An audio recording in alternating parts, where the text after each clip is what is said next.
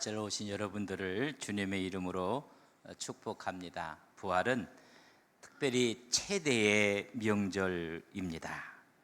우리 주님께서 부활의 첫 열매가 되셨고, 우리는 주님의 재림을 바라보며 부활의 두 번째 열매에 참석할 사람들입니다. 예수님의 생애 가운데 가장 귀한 초인간적인 사건이 여러분 세 가지가 있습니다. 이런 그 첫째가 하나님이 인간의 몸을 입으시고 오셨다는 성육신 사건입니다. 두 번째는 인류의 모든 죄를 위해서 우리 주님이 십자가를 지셨던 십자가 사건입니다. 마지막 사건은 주님께서 3일 만에 부활하셨던 부활 사건입니다. 그렇기 때문에 가장 기쁜 소식은 부활입니다. 영원히 산다는 것입니다. 이 땅에서 오셔서 우리의 죄를 위해서 죽으시고 이제 부활하심으로 우리에게 산 소망과 산 생명을 주신 그날, 그래서 부활은 복음입니다. 따라서 한번, 부활은 복음입니다. 예수님께서 부활하셨다는 것이 복음입니다. 여러분, 부활이 꼭 있어야 될 이유가 있습니다. 부활이 없다면, 그분은 이 땅에 오셔서 십자가를 지신 것으로 끝났다면 그분은 하나님이 아니십니다. 하나님은 영존하시는 것입니다. 그렇기 때문에 부활이 꼭 있어야 한 것이고 그것이 사실입니다. 만약에 부활이 없었다면 예수님은 하나님이 아니십니다. 우리 주님께서 이 땅에 오셔서 전적으로 올라오셨습니다. 공의를 행하시고 사랑을 베푸셨고 봉사하셨고 희생하셨습니다. 그분은 흠도 없고 티도 없고 죄가 없으셨습니다. 그렇기 때문에 십자가로 끝나면 안 됩니다. 그렇기 때문에 부활은 우리에게 복음입니다. 사흘 만에 다시 살아나셨습니다. 사망에 매여 있을 수가 없었습니다. 그분은 살아나셨다는 이 엄청난 소식이 우리에게 복음입니다. 만약에 예수님의 부활이 없었다면 우리의 믿음 다 헛것입니다. 부활이 없었다면 우리는 여전히 죄 가운데 살 수밖에 없습니다.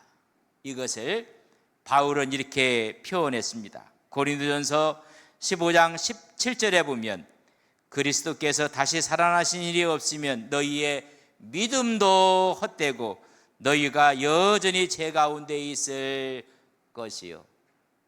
믿음이 부활이 있었기 때문에 우리 믿음에는 생명이 있는 것입니다.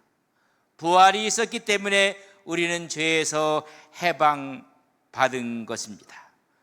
그렇기 때문에 고린도전서 15장 55절에 하면 사망아 너희 승리가 어디 있느냐, 사망아 내가 쏘는 것이 어디 있느냐, 부활을 이야기하고 있습니다. 두 번째는 주님의 부활이 복음이라면 장차 우리가 부활할 것이라는 이 사실이 복음입니다.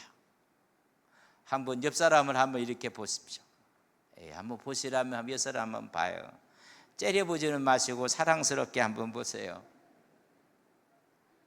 이분들이 다 주님께서 부활하셨듯이 우리는 부활의 둘째 열매로, 그분이 첫째 열매가 되었고 우리는 다음의 열매로 부활한다는 것입니다. 고린도전서 15장 23절에 보면 그러나 각각 자기 차례대로 되리니 먼저는 첫 열매인 그리스도요 다음에는 그가 강림하실 때에 그리스도에게 속한 자라고 말씀해 주고 있습니다. 우리는 부활할 것입니다. 끝이 아니라 다시 산다는 것입니다. 그렇기 때문에 우리에게 말씀하시는 그 말씀을 통해서 하나님께서 부활의 영광을 우리에게 입혀 주시는 것입니다. 데살로니가전서 4장 16절에 보면 주께서 호령과 천사장의 소리와 하나님의 나팔 소리로 치니 하늘로부터 강림하시리니 그리스도 안에서 죽은 자들이 먼저 일어나고 다음에는 우리가 일어날 것을 말씀해 주고 있습니다. 고린도전서 15장 20절에 보면 그러나 이제 그리스도께서 죽은 자 가운데 다시 살아나사 잠자는 자들의 첫 열매가 되셨도다.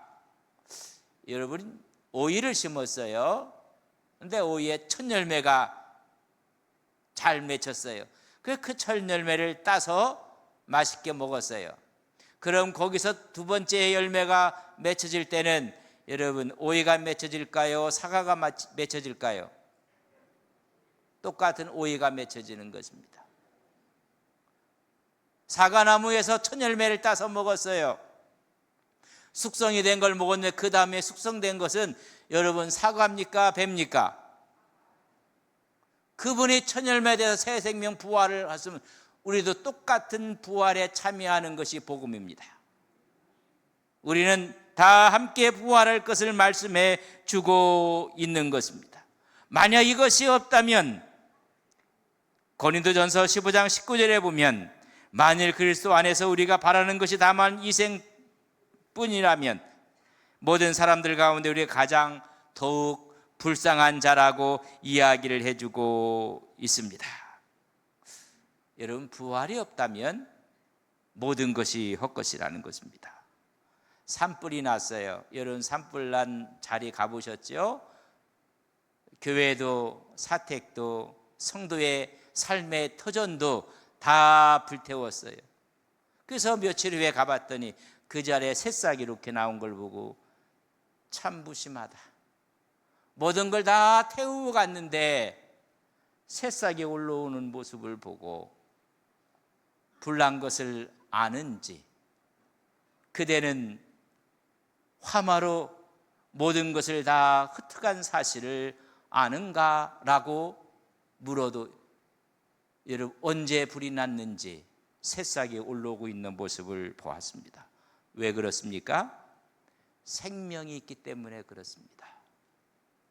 생명이 있기 때문에 요한일서 5장 12절에 보면 아들이 있는 자에게는 생명이 있고 하나님의 아들이 없는 자에게는 생명이 없느니라.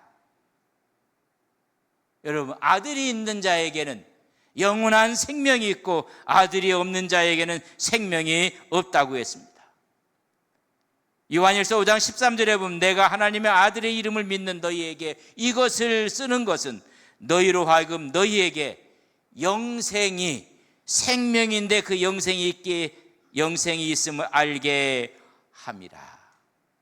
우리에게 생명하면 첫째는 비오스, 육체적인 것을 이야기합니다.